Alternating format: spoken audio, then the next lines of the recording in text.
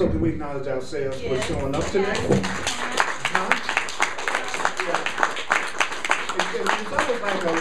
It's almost like we need to do a little bit extra because it's so pretty outside and we showed up today.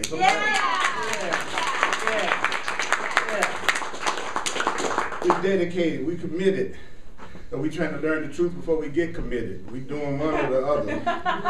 But there's some commitment coming down. For real. Take a breath just for a second, just for a minute.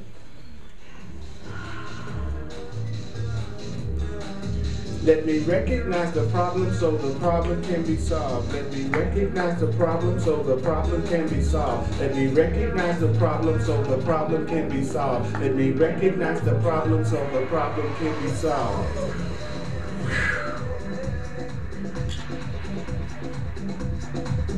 Let me recognize the problem so the problem can be solved. Let me recognize the problem so the problem can be solved. Let me recognize the problem so the problem can be solved. Let me recognize the problem so the problem can be solved and breathe.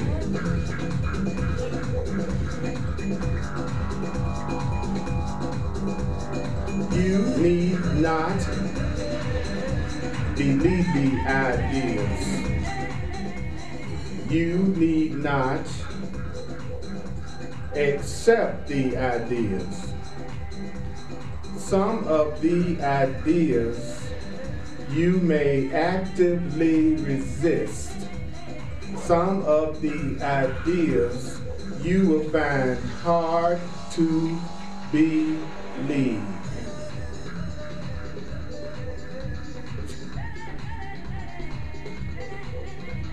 Some of the ideas you will find to be quite startling.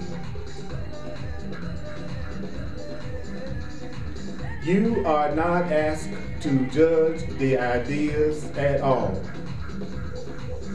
Their use will give the ideas meaning to you and will show you that the ideas are true. The use of the ideas will show you that the ideas are true. The use of the ideas will show you that the ideas are true. The use of the ideas will show you that the ideas are true.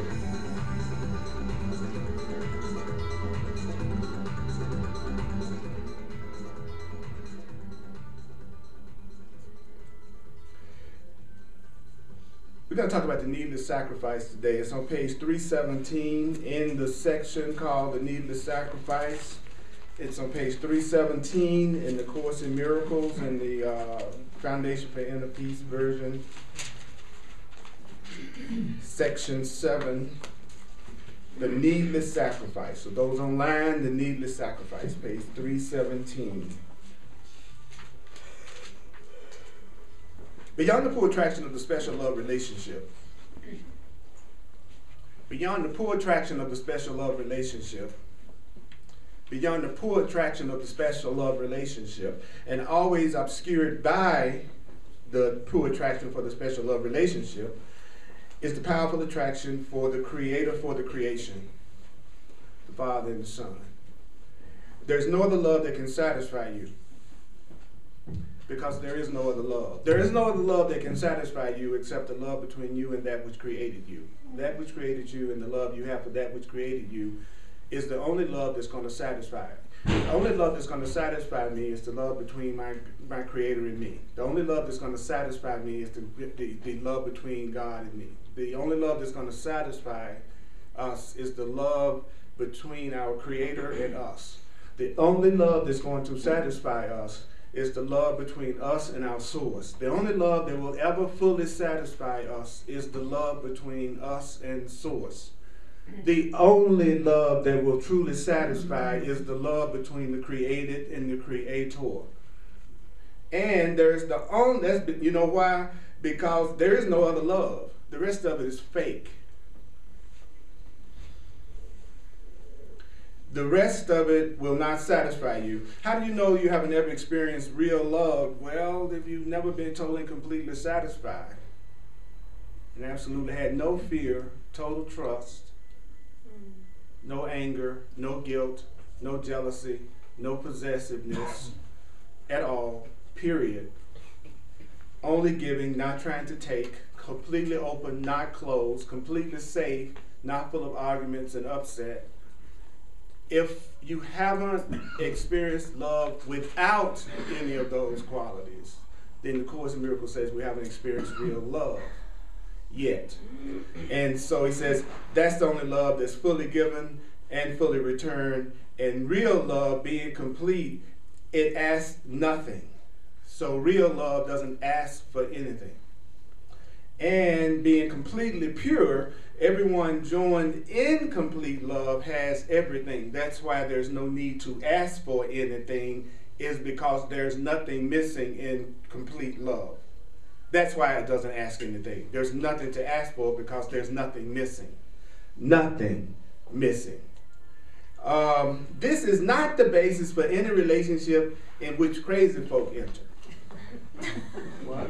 Yeah, pretty much. That's the paraphrase for the term ego.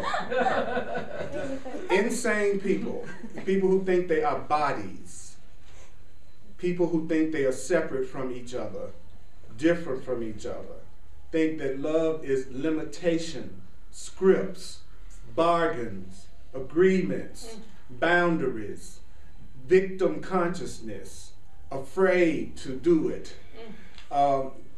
Those people are not in any kind of a relationship that reflects true love. So it kind of makes sense that I haven't been completely satisfied if I've never completely experienced true love. I would much rather believe I'm wrong about what love is than to believe there is no true love. Yeah. Would you not? Yeah. Yeah. So based on what we've heard, that we don't have to believe, I haven't experienced only the love between me and my source that's completely full, that makes me ask for nothing because it's so whole and so complete. I'm willing to admit that that has not been the basis of any love that I've had so far in this life. I've had relationships where we had that as a goal. We'd say, I really want to love you, I really want to express love for you, but nothing that I just heard. And so it says, this is not the basis for any relationship in which a fearful, separated mind, that's the ego, enters. For every relationship on which a fearful, separated mind, a mind that doesn't know the truth, embarks on, is special. So everyone who doesn't know what love is, they're looking for a special love. Now, the mind that's of the ego, the mind that's afraid, the mind that thinks it's separate, the mind that has on clothes sitting in the room. Okay. That kind of mind just establishes relationships to get something. And once it gets it, that kind of mind would keep the giver bound to itself through guilt. I'm trying to get love from you. I'm trying to get something from you. And I'm going to keep you by making you feel too guilty to go anywhere. Is this specific to romantic relationships or any relationship? Any relationship, any kind of relationship. It can be a relationship with your bank account, your car, another person, your clothes, any relationship. But it's most especially talking in this instance on the relationships between two beings. Okay? And it's telling us that it's impossible for a fearful person, I'm going to say instead of ego, it's impossible for a fearful person to enter into any relationship without anger, because a fearful mind believes that anger makes friends. I will go off on you and you'll act better as my friend. I let you know how angry and upset I am with you. That's going to make us closer. So people who are fearful believe the more they attack someone, the better the person's going to treat them. The more I go off on you, the more you're going to treat me better. That's why people tend to feel much more natural to respond with anger and upset than they do with joy and forgiveness. People will show you their anger in 2 seconds, but scared to tell you they love you. Fearful people are afraid of love, but they love to be afraid. Now, the person is not going to say this. It says this is not his statement. This is a fearful man's purpose. As a matter of fact, he says the fearful mind, the ego, really believes that it can get and keep by making guilty. This is its one attraction, an attraction so weak that it would have no hold at all, except no one recognizes that they're being attracted through guilt and entering relationships with people who are going to try to manipulate them through guilt and anger, because if we knew that in the first place, we wouldn't probably enter into that relationship. It never starts out that way, does it? It never starts out like you're going to be angry and upset and blame and feel like you're being done wrong at some level, or you're upset with somebody about one thing or another. It never seems like that. And that's what the Course is saying to us. It would have no hold at all, except nobody recognizes it. We don't recognize that the problem isn't with the person. The problem is with the way we think and the way we've been taught to think. The thought system we have, our belief system that we share, that's the problem. The belief system that we have that we're separate, the belief system that we have that love is a bargain, and that love is scripts, and that love is exclusive and not inclusive, and that love involves jealousy, attack. That's the thought system that's causing the problem. We are totally sane people who have learned totally insane lessons. And just because it's been passed down for generations and generations does not mean that the way that we think is correct. Just because a lot of people are crazy, that don't mean it's not crazy what a lot of people believe in. There was somebody that thought the world was round when everybody else thought it was flat. It didn't make that person any less wrong because they were the only one. I believe in love. I want to believe in love. I want to believe in freedom. I want to let scripts go with people. I don't enter into relationships with people who tell me I can only love one person, because that's not love. Love and sex aren't the same thing. You can love everybody. That's not the same as saying you're going to have sex with everybody. First of all, they won't want to. It's you Elvis Presley.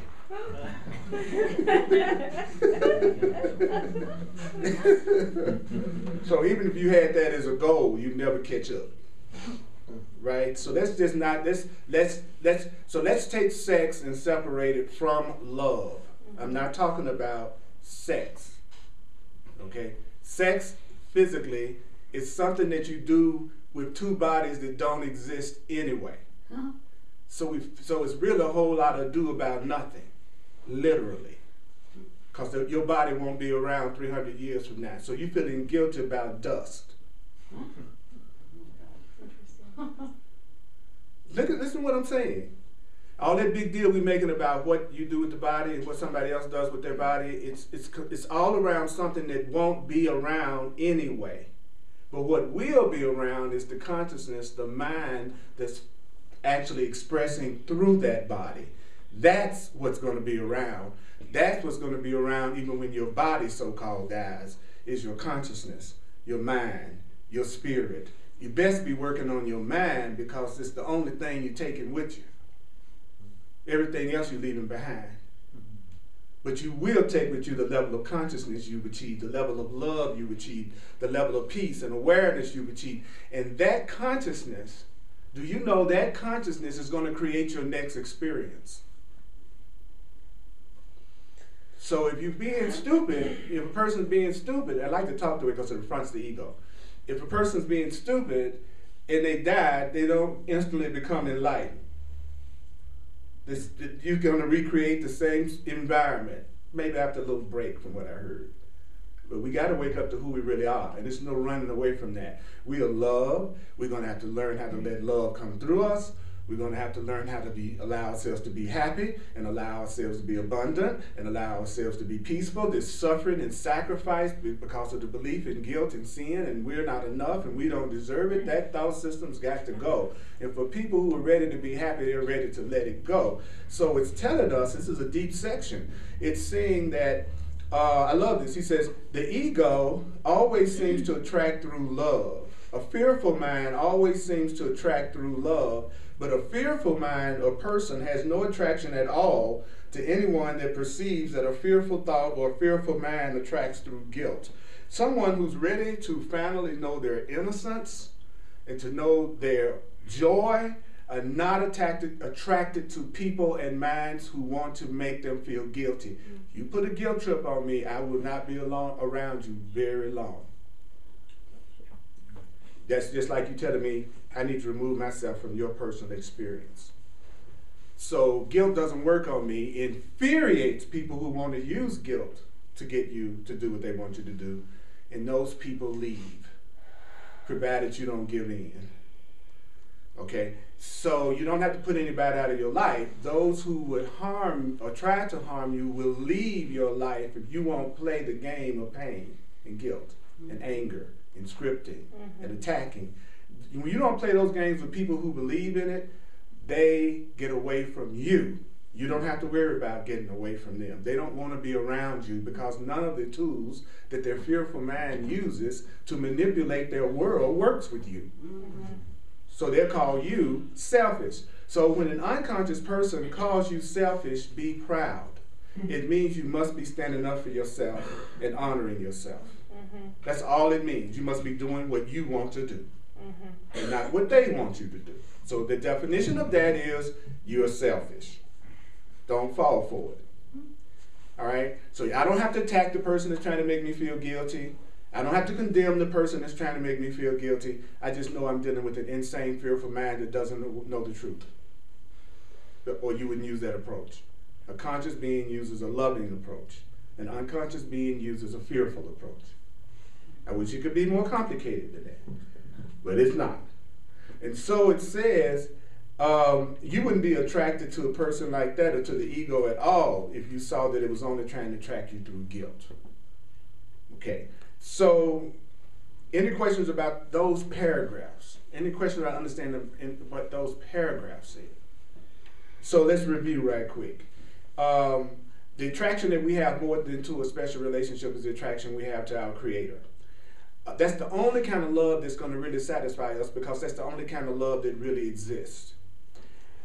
If you're in a real love, you feel that you're complete and whole, so there's no need for you to try to get anything when you're experiencing real love.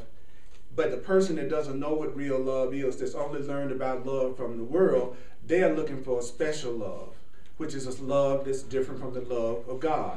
The Course says a special love just simply means you want a love that's different from the way love is. That you want a love that is not freely given to all. There's a part of me that really, really wants more love than anybody else from somebody. Even though I've tried that over and over again, there's still a part of me that still insists on wanting something that's never worked simply because I haven't found the right person. So I'm going to keep giving the wrong script to new people, believing that when I give the wrong script to the right person, I'll be happy. That's what we do. The wrong script is I'm going to try to use guilt and anger and limitation to manipulate you and not see you as one with me, not see you as innocent, not see you as unlimited, but see you as someone that's on this earth just to restore my wounded self-esteem constantly. Because you're supposed to make me feel more valuable than anybody else on this earth has ever made me feel. And in return, you'll get me. Okay. A hell of a reward when you don't love yourself, right? It's like you really I'm giving you me, but you're dysfunctional as hell. That's okay, I'm cute. That's all that matters. Just don't say anything and we can have a relationship. Just don't talk too much. Because then you're interfering with my fantasy. Because I'd rather have my fantasy than you. I'm looking for someone to fulfill my fantasies. And then I wonder why I have the same experiences with all my relationships. If I'm trying to get everybody to act out the same fantasy, of course I'm going to have the same relationship with everybody. Try letting people be themselves encourage them to be themselves, support them to be authentic, support them in feeling truly safe, and see who shows up. Who shows up will be interesting, surprising, fun, do stuff that you never thought of because they're not here to act out your fantasy. But this is what I found out about my fantasies, is this, that you can have your fantasies and you can have your reality, as long as you're not in charge of the process. The Course says, the Holy Spirit says, the higher self says, I'll take care of your foolish needs and your real needs. As long as you don't use those foolish needs. What's a foolish need? It's a need that I think I have that truly has nothing to do with my awakening and truly loving myself and my happiness. That's a foolish need. So if I do have fantasies, those fantasies can be met as long as I am not going to use the fantasy that make me linger in illusion and what's untrue longer. So it's sort of like giving methadone to an addict. We're giving it to you so you can help wean you off of it. Yeah. Until you realize you don't need it anymore. So right now you think you need a house, you think you need a car, you think you need somebody with blue eyes, and you think you need somebody with a round butt, and you think you need somebody with a lot of money. Okay, we give you all of that. As long as you won't use that to forget your purpose, what you're really here for. There is no sacrifice on the path of truth. You never give up something that you really want on the path of truth. It's not based on that. You do not lose with the stuff we use. Okay? So anything in your mind that says if you follow the truth, you're going to lose something that's valuable means that you are not hearing anything you're studying correctly. Forgot to get my water. Okay. Anybody help me out? Thank you. Thank you. Appreciate it. So, any questions or comments about keeping people? Have you ever tried to use anger to make a person feel guilty enough to do what you wanted them to do? Say yes. No. Yes. Denial is not a river in Egypt. Absolutely not. Absolutely. Except for Paris. She's the only one that's never tried to use guilt to manipulate anybody. Ever. So glad to be in your presence. I tell you. Thank you, darling. I appreciate that. Anybody got any questions or any comments? Or if you don't say something, y'all gonna have to listen to me more.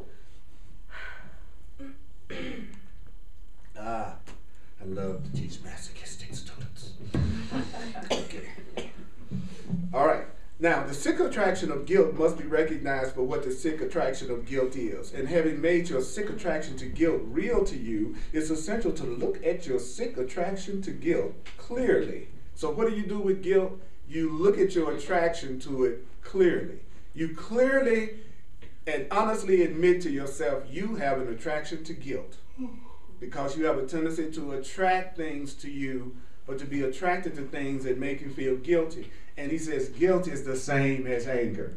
So as soon as you go, well, I don't feel guilty. Do you have anger? Do you have fear? They're all the same feeling. There's just love or fear. Those are just different flavors of the ice cream. But it's still ice cream, the ice cream of fear. You call it anger, you call it guilt, you call it sickness, you call it lack. It's all fear. So he says that it's first you look at it clearly, and then you withdraw your investment in guilt to learn to let guilt go. You have to withdraw your investment in guilt. What does that mean? I will move away from what I used to make me feel guilty. I will move toward what makes me feel innocent. That's all it means. You're getting ready to do something and you feel guilty, don't. Why? Because you're going to punish yourself if you do the thing that you feel guilty about. Even if the thing you're feeling guilty about is nothing to feel guilty about. Okay? So you use your own feelings as your judgment as to whether or not you move forward in something. You know when you're getting ready to do something that you feel guilty and angry and upset about. So if you know you're feeling that way, don't do it until you change your mind, if at all possible. Because you're already saying to yourself, this is wrong, this is bad, this is wrong, this is bad. And you've been taught when you're wrong and bad, you deserve punishment. That's what the world taught us. You bad, you get punished, then you're okay again. So I believe the premise starts like this. I want to punish myself, then I'm attracted to the thing that makes me feel guilty. It's not the other way around. First, I decide Earl deserves to be punished for some reason, and then I look for the thing to do that makes me feel guilty. So I've already made the decision to feel guilt and pain before I do it. You know, so if you smoke a cigarette, you make yourself feel guilty about it, then obviously if you're getting ready to smoke a cigarette, it's because you've already decided to feel guilty. That's why you wanted it. You lose your attraction and your addiction to stuff that you don't feel guilty about doing. That was what was so weird about this truth stuff. It's like the more I got into the truth stuff, and it taught me I was innocent, and it taught me that I was free, and it taught me that there wasn't any such thing as a God of punishment, I lost my attraction to 90% of the things I used to do. Because I realized later on that part of the juice was how guilty I felt doing it. That's why I was attracted to that person that I felt guilt about climbing out the window that day. Okay. So let's see.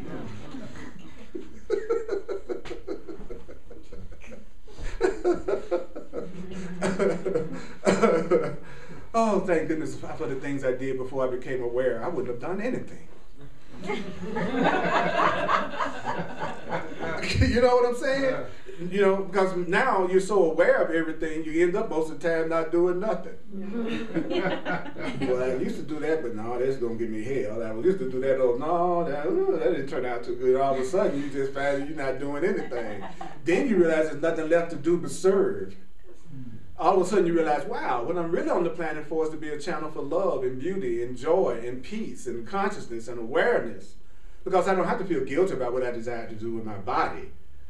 So I can do whatever I want to do with my body in peace, with whoever wants to do it with me in peace. So it's not a matter of I'm going to do something with my body that's wrong, because no conscious being is going to try to use their body in a harmful way anyway. So just because you're innocent and you know you're free doesn't mean you're going to run amok and go do something that's harmful to yourself or somebody else. It's actually the opposite. If you become conscious, you want to be a means for peace on the planet and not a means for pain. So you're not going to do something with a young child that's not appropriate simply because of the level of peace you want for yourself and the child. You need a lot of laws for people who don't know how to love. The more you're around people that don't know how to love, the more rules you're dealing with. So if you're talking to somebody, they got 900 rules in their relationship, it would be refreshing when they love each other. Because they certainly don't. You don't need 900 rules for somebody that you love and somebody that loves you, because you innately want each other's peace. But if you're not, you need rules. Tons of them. That's why we got so many, by the way. You know, I shouldn't need a law to tell me not to break in your car. Okay, why? You know, an insane, fearful person needs a law. So be thankful for the rules and the laws that you see in the world. They're for people who are fearful. Loving people don't need them at an any, because they got just one law, the law of love. That's it. Wow, isn't that awesome?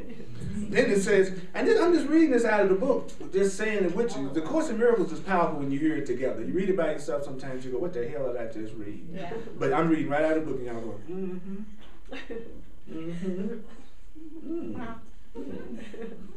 Might not like what you're saying, but I understand. It might not be exactly thrilling me, but why? Because I'm in relationships that's not reflecting a love that completely satisfies, that I ask nothing for and no demands on anyone. So I need somebody to tell me love is the way I do it. And this tells me no, fear is the way you do it. This is fear that you're calling love. It's not love.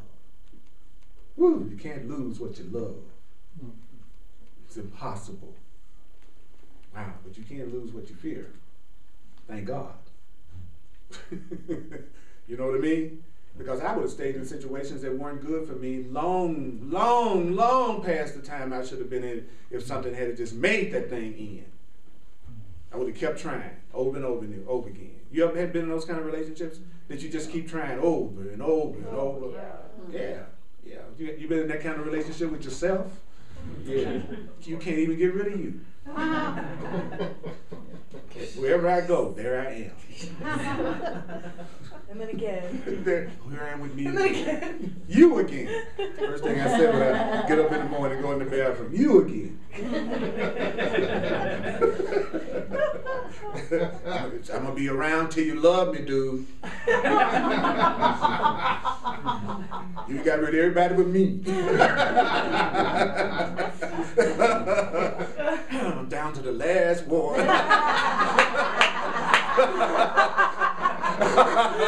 So you just get rid of me. Everything get better. It's a part of my mind that says that to me. It says vicious things. And then y'all got a part of your mind that just says really unloving stuff to you, right?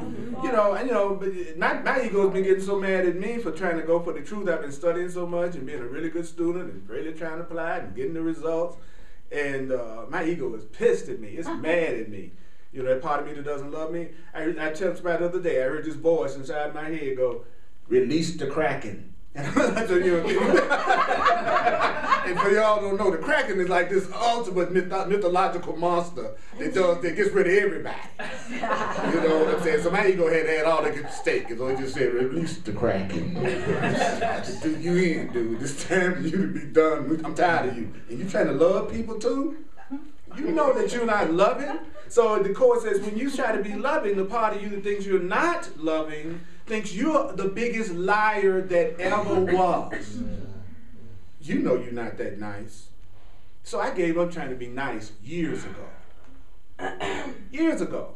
I don't give up in the morning trying to be nice. People is dangerous. Those are the ones that be on top of buildings picking people off. Because they repressed everything. Because they're trying to be nice. So they're just like a volcano waiting to erupt.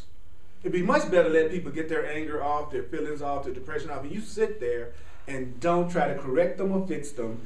Don't try to correct them or fix them. Don't try to correct them or fix them. Just let them share what they are feeling. If your guilt doesn't make you interrupt, notice what I just said.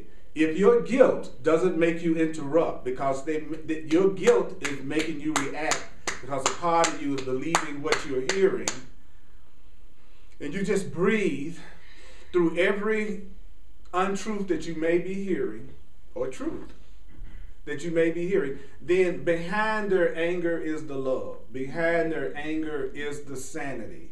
And if you will let them go ahead and get it out, they'll go, oh, you know, I went off. I'm kind of sorry. I don't know what I was thinking about. I know you really love me. I believe.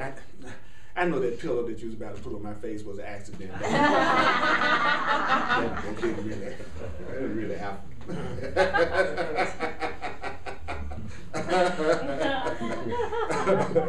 Hey, Raj. Yeah. Okay, so how do you heal something you're not really aware of? Like if you tracked someone in your life who is like what you just described, right? It goes off a lot, a lot of drama.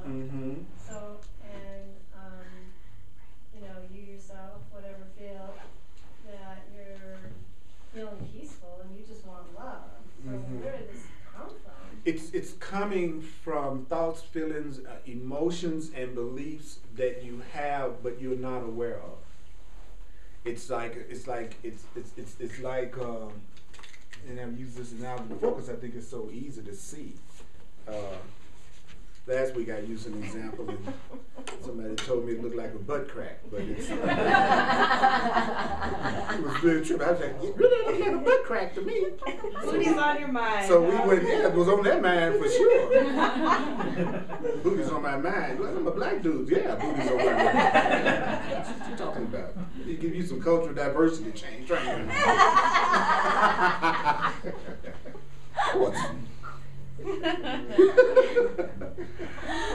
I have this nasty habit of talking to adults as if we're adults. And it really it makes people look at you really strange. You know. Because nobody in here ever thought about the booty.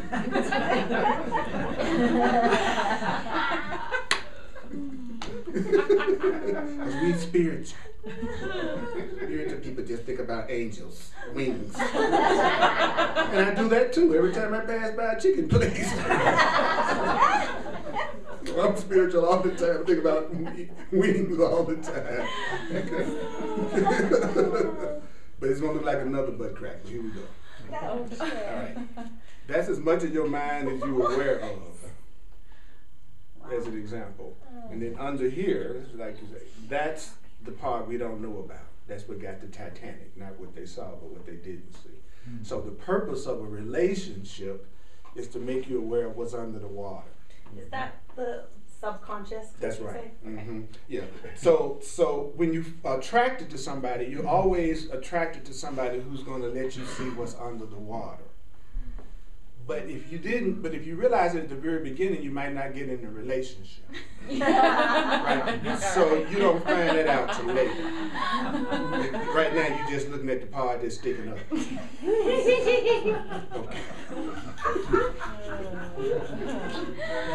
I love my students. So just by virtue of you being attracted to somebody, it's a perfect storm of recognizing what's going on within yourself unconsciously. That's the beauty of a relationship, because you would tell yourself that you didn't have any anger all the time. You would say, especially if you're a truth student. Truth students have a tendency to identify themselves as being what they are attempting to achieve. So they'll go, I love everybody. That's a lie. I do love that. No, you don't. Don't say it now. Because if you say that, you're going to meet a lot of people during the day that's going to be hard for you to like. They're going to be irritating you. They're going to be showing up to show you that you don't love everybody. So stop saying stuff that is not true, because you'll attract somebody that'll make you aware of it, right? So when you form a relationship, then it's the beauty of it is that it gives you an opportunity to correct those ideas that you don't know that you have, so that you truly can have all of your mind, you're conscious of it, and so you're safe because you're aware, because it's awareness that keeps us safe, right? So I'm not saying that there's not some loving experiences that you have in the relationship. I'm saying that what you consider to be the fearful, unloving thing that looks like the other person is doing, there's a part of your mind that corresponds with that you're not aware of, that they're making you aware of, because that's why you're getting attacked. To get you to wake up. Sometimes people can be on those medical shows, they put those electric paddles on people. The Course in Miracles is like that. It's shock therapy. You can be so asleep, you just need somebody to smack you for a minute. It's like, wake up, dude. Aren't you tired of guilty, fearful relationships that you can't depend on anything, and somebody's always mad at you about something, and they're abandoning you in your perception and not giving you acknowledgement and appreciation? Aren't you tired of that pattern? Wake up. How do I do that? Well, first of all, dude, you need to recognize the only love that's going to satisfy you is the love between you and your God. And that kind of love is it's completely compassionate and loving and safe and joyful, and it's always there, and you never lose it, and nothing's lacking in it. Would you like that? Yes, I would.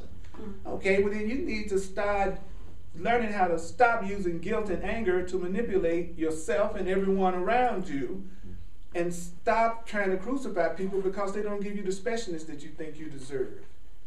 And you're spending all your life trying to get somebody to give you something that you're not giving to yourself. Oh, okay, I think I'd rather suffer. Because this is too easy. This is the Course in Miracles instructions about how to deal with misery. Recognize misery and go the other way. That's it. Recognize misery, go the other way. That's the instruction. You walking along the path, hiking, and you run up on a bear, you don't say, let's process, bear. Let's just sit down and talk this out.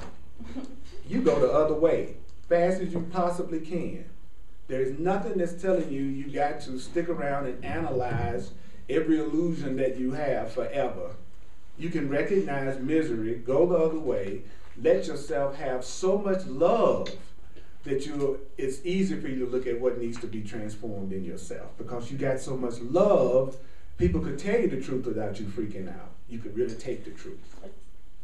Okay, hold on just a second. What I want to do is cover this and then throw it open, and then we'll do it that way. Then it goes on to say, no one would choose to let go of what he believes has value. So you're not going to let go of anything you value. Yet the attraction of guilt has value to you only because you have not looked at your attraction to guilt for what it is. So a person is attracted to guilt because they never really looked at what guilt is. So that means you judge guilt completely in the dark, which means you need to bring your attraction to guilt to the light, and your only question will be why it was you ever wanted guilt in the first place. So anybody that's hearing me probably had the question come up, why do we want to feel guilty in the first place? Well, that means we brought up the attraction to guilt for us to look at. So you have nothing to lose by looking open-eyed for ugliness such as guilt. It says this does not belong to your innocent, holy mind. You should have no investment in guilt.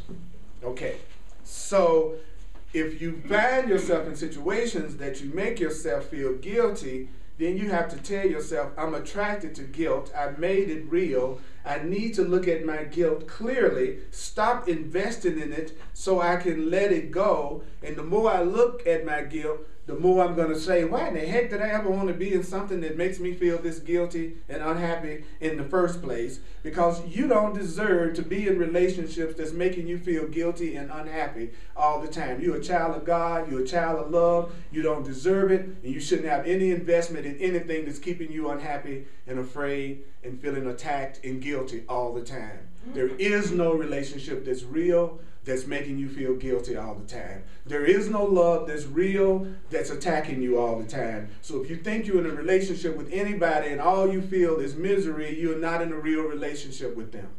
That's why you're miserable. It's not real. Now, since most people are in unreal relationships, when they're unhappy, they don't want to hear this. They want to believe it's real and they're miserable. As a matter of fact, it must be real because I'm so miserable. I wouldn't be this unhappy about something that wasn't valuable. Actually, that's why you're unhappy, because it's not valuable. That's what the Course talks. I think that's why it says you need not believe it, you need not accept it, and all that, because it will make your ego mad. This book will make your ego mad. These teachings will make your ego mad because you know it's telling the truth. But you know you want to believe otherwise. I want to believe this is real. What do you mean? It is real. No, actually, if you were to acknowledge it as not being real, you would let it go faster. That's how people mess with you. They mistreat you at your request, and they say, I love you. But I love you, though. And that keeps you hooked every time. Wait a minute, you're not showing me any respect, you're not honoring me, you're not appreciating me. But then you end it with, but I love you. And then see, when I hear somebody say that, my programmer says, well, I should give them a lot of chances. Because they said they love me. You might need to draw a line in the sand and say, I'm going to give this 100% of everything I've got to give for X amount of time and see what happens. And if nothing happens, then I'm going to trust that this is as far as I need to go right here. Because if it truly is a lesson you need to learn, you're going to learn the lesson. It doesn't mean you got to be addicted to that person to have the lesson. You might want a new tester. You might want to fire the person that's giving you your test and get somebody else. Or you could have your test in Hawaii. Or you could have your test in a mansion. You could have your test in a really nice car. We're going to learn our lesson regardless of the physical circumstances. So there's nothing wrong with choosing a cool one. Okay? It's okay. It's okay to learn your lesson in beautiful environments with beautiful people. It's okay. All right? Okay, I know. I'm just simply telling you deserve to be happy, and anything less than that you shouldn't allow into your life because you're such a valuable person. That's hard to take. I know it is. I know it is. So it says, we said before that the ego, which is the fearful mind, attempts to maintain and increase guilt, but in such a way that you don't recognize what guilt would do to you. For it's the ego's or the fearful mind's fundamental doctrine that what you do to others, you have escaped. So there's a part of our mind that says, I won't have to reap the results of what I'm doing to you. I can do this to you, but it's not going to happen to me. Then it goes on to say, your ego, which is the part of you that thinks you're guilty or fearful, wishes no one well. So the person who's fearful and angry and don't like themselves, they don't wish no one well. Yeah. And the court says, yet the survival of the part of you that wishes no one well depends on your belief that you are exempt from its intentions. What does that mean?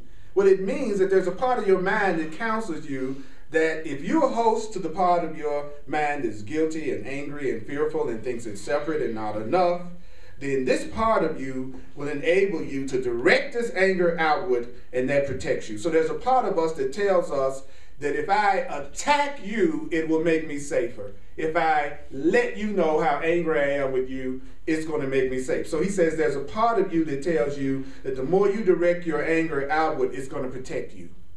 And he says, so there's a part of you that embarks on endless, I love this, an endless, unrewarding chain of special relationships. Oh. Imagine you could turn your relationships into a necklace. How big would your necklace be? And you could just make them into a chain. So it says the part of you that doesn't love you, that thinks you're not enough, as you're always searching for relationships that don't satisfy you. And then it says that these relationships, we are like blacksmiths. You know, well, you all are whitesmiths. So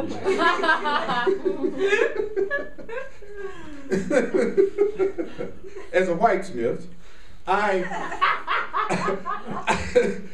forge my relationships out of anger, dedicated to just one insane belief. The more anger I invest outside of myself, the safer I become. So what I need is a relationship so that I can constantly blame somebody else for what I'm going through. Because if I'm not with anybody, I don't have nobody to blame. So I'm tired of being single. Because then I got to take total responsibility for my unhappiness. I don't have anybody to blame. I'm by myself. And I'm miserable. So who can I blame? Well, I need a boyfriend. I need a girlfriend. I need somebody that I can project on to make me feel better. It could be the city, it could be the government, it could be my president, it could be my family, but I need somebody to blame for what I'm going through right now. So there's a part of you, he said, the economy, he says there's a part of you when you're unhappy and you're fearful and you're guilty, there's a part of the mind that embarks on relationships to get rid of that guilt by projecting it outside. In other words, I need someone, I'm trying to get rid of how I feel about myself, so I'm going to project it out and say it's someone else that's making me feel this way. Somebody else that's creating this for me. That's what fearful minds do. So if you're with a person and they think they're separate and they believe in guilt and they believe in fear and they believe in separation, then you know you're dealing with the mind that's being described here, which means at some point you all are going to be dealing with some anger and some guilt. When you don't act right, when you don't do the script right. And you're going to do the same thing if your mind works like that. This book is a trip. Mm-hmm. So he says that we have, and I'll keep saying this, the angry part of the mind. That's really important for us to realize that I'm not talking about your whole mind. I'm talking about what? The fearful part of the mind, right? And like we said before, you know, we got love, and I keep using these illustrations because they're really simple and they really help. But it's like basically saying, like we said before, the fearful mind sees this world, the loving mind sees that world. So people in fear and guilt don't see the world that people who in love and peace see. So people who in fear and guilt believe that the people who are talking about love and only seeing love and only expressing love are bliss ninnies. They're not real. There's something about them that's weird. Mm-hmm. Because their world, based on their fearful thoughts, they're not seeing what you are seeing. The world that I live in is not the world that someone lives in who consciously wants to project anger outside of themselves to make themselves feel safe. So there really are two worlds. There's a world for people who want to believe in love and oneness to perceive, and there's a world for people who want to believe in separation and guilt and attack and scripting everybody to perceive. The only problem is the fearful people don't think they deserve to be in the fearful world they're making. That's what's so funny. It's like, I don't think I deserve to be in the world I'm making. do you think the percentage is? It's relative, I think. I think the percentage would be more the more you change, because the more you change, you'd be creating a reality that was more corresponding with the way you are. You see what I'm saying? So what I'm talking to you about today, a completely, wow, okay. A completely fearful person would not understand a word that I'm saying. They would not have, from the time I start talking, it would sound like I was going,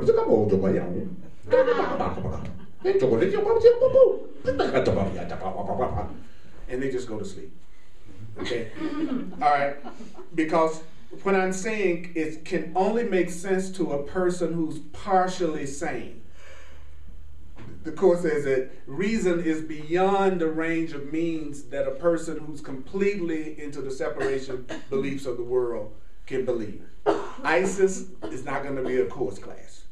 You know, the terrorists are not going to come to a Course class, because everything that I'm saying would sound crazy to them. As a matter of fact, it would sound like I'm leaving you defenseless. Saying you don't attack. You know, to people who believe in attack, they're like going, what are you talking about, man? You're talking about I just need to leave myself open to be taken advantage of. No, actually, you're only attracting the attack because you have attack thoughts. So without those thoughts, you wouldn't have anything to defend, because there would be no need. Now, there is an in-between stage where you will be looking like people are coming back to you with the attack that you yourself once used to give. And that's why it's your challenge to not return attack for attack, so that you can stop that energy right then, right there. In that case, that calls for courage. But then that's when you forget that you're not alone. And you're not alone means you have the Holy Spirit to protect you. Because that higher part of you knows you are trying to let go of your fearful blocks. So you'll be protected because you're trying to be a more loving being now. That's different. See, you're no longer alone. You're not having to do any of this by yourself. You have invisible support beyond your wildest imagination that's only waiting for you to say, I will. I will. Thank you for listening to this much with me today, Holy Spirit. Wow. That was pretty quick. I'm going to do a quick recap, and then you can go out into the lab. Because you know the lab is waiting, right? Matter of fact, I see some of your folk waiting for you right now.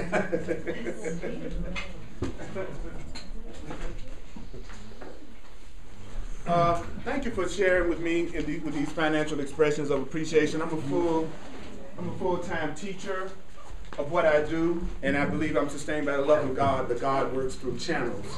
And so if you see value in what I offer, and you would like to receive for what you offer, well, just keep that in mind when it comes to me.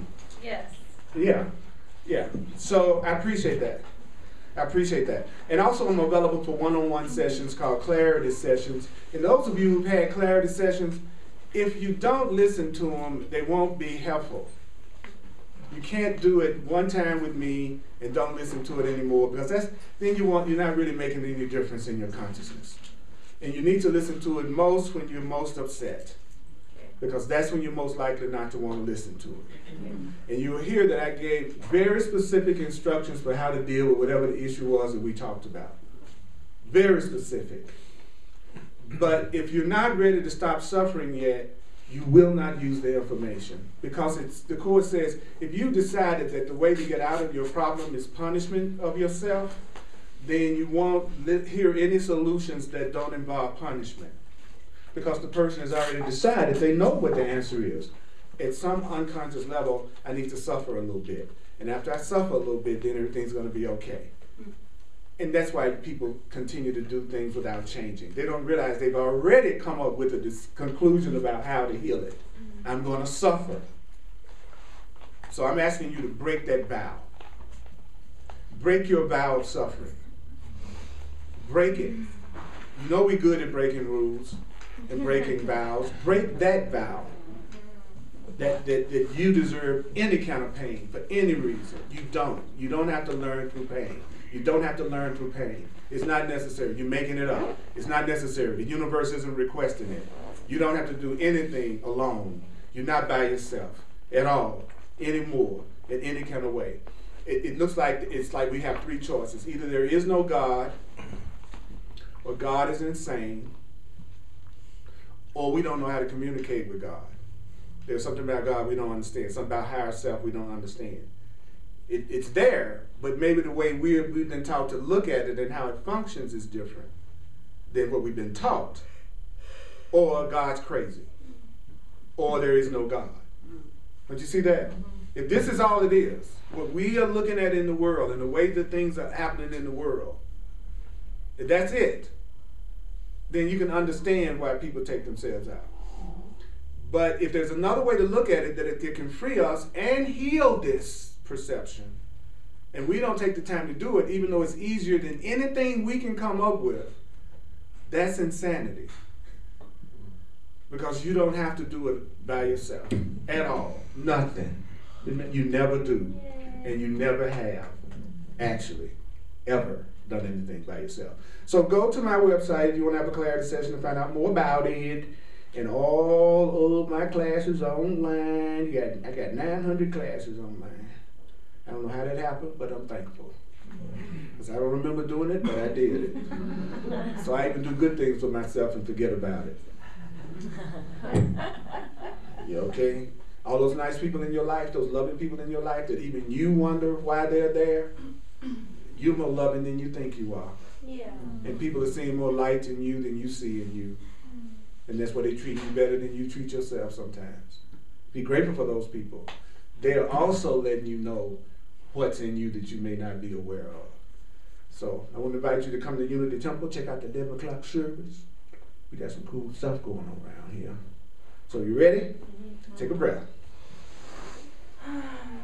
Tuesday night, 7 o'clock, we got an incredible class called The Way of Mastery that we do.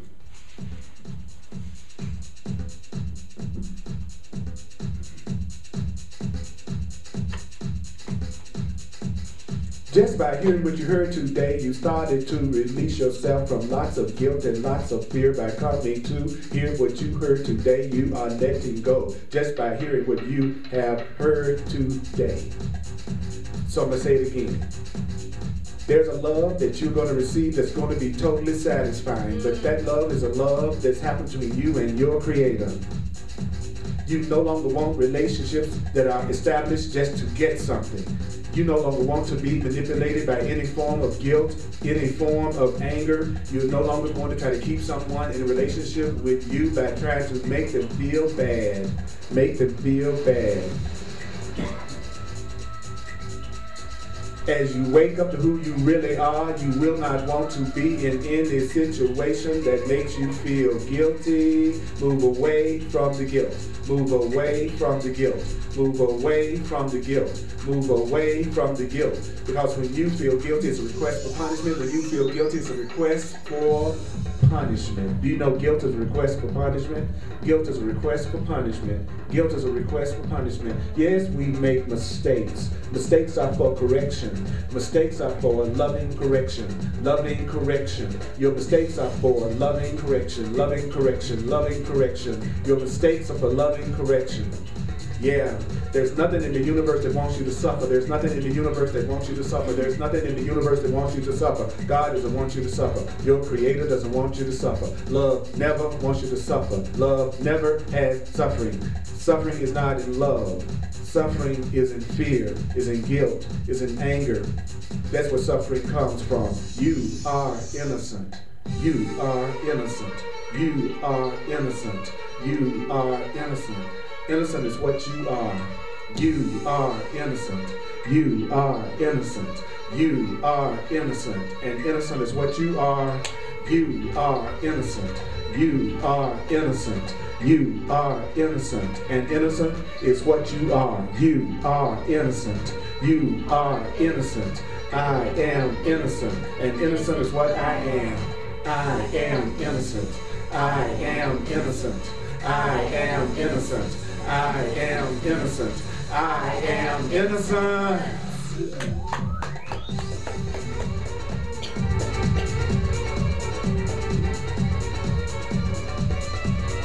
Recognize misery and go the other way. Recognize misery and go the other way. Recognize misery and go the other way. recognize misery and go the other way. Yes, but.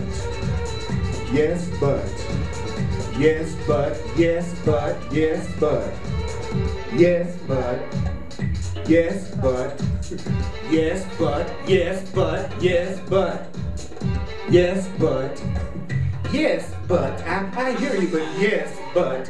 Yes, but. You are innocent. I am innocent and juicy and sweet. I am innocent and juicy and sweet. I am innocent and juicy and sweet. I am innocent and juicy and sweet. I am innocent and juicy and sweet. You are innocent and juicy and sweet. You are innocent and juicy and sweet. You are innocent and juicy and sweet. And you are innocent and juicy and sweet. And you are innocent and juicy and sweet. You are innocent and juicy and sweet. You are innocent. I am innocent.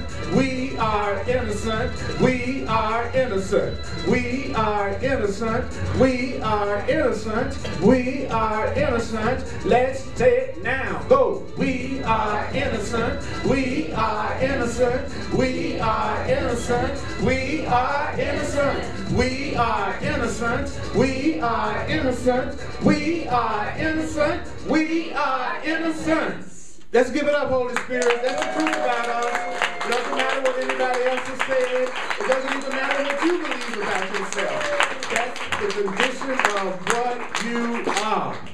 Doggone it. Doggone it. Well, the lab is where, did somebody lose their bra? The lab is where, it's right there in the back. He's in the lost and found. Okay. All right. You're going out into the lab. Whenever you feel guilty, say, I am feeling my call for innocence. I'm feeling my call for innocence.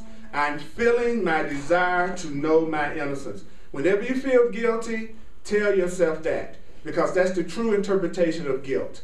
It's a request to recognize you're innocent. And that transforms guilt from being something that attracts punishment to you to something that attracts aid, help, support, and love to you. So you just have to reinterpret what you call it. When you feel what you call guilt, say, I'm feeling my deep request, desire to know my innocence. However words you want to put that in. See it as a call for the opposite. I feel lack, I feel broke, feel like I don't have enough, I feel my call for abundance. That's how you do it. That's how you transform it. That's a specific instruction that can change everything. And I want you to have everything. So, hugs are available. I love hugs. And may the course be with you. Love you. Yeah.